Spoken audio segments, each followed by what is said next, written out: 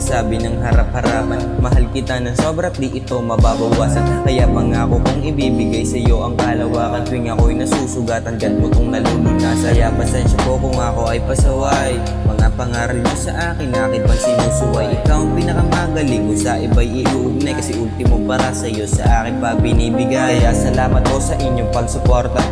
Ni minsan sa pangarap ko, hindi mo ko kinontra. Pangako yung pinaghirapan dito'y magbubunga. Para sa'yo tuma dahil sa iyong pangangalaga.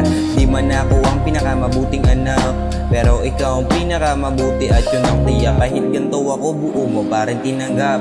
Ikaw ang pumuna sa luwa kong pumapata. Kaya I will make you proud, pati ang aking papa, pati ang aking kapatid, tol at mga tiya. Marespetong lumaki, lagalag man sa kalsada, at lumaki rin may prinsipyo at disiplina. Kaya di ko kayo bibiguin, kahit anong mangyari di ko kayo titiisin. Sa buhay natin ganito kayo ay aalisin. Lahat na pinaghirapan nyo ay meron kong mararating.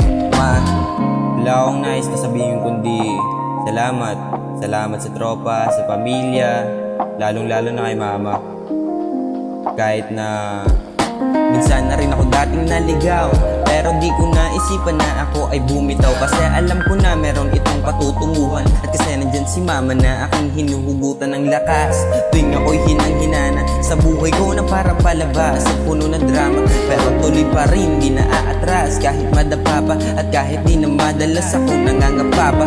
Kaya mama at papa, huwag kayong mag-alala.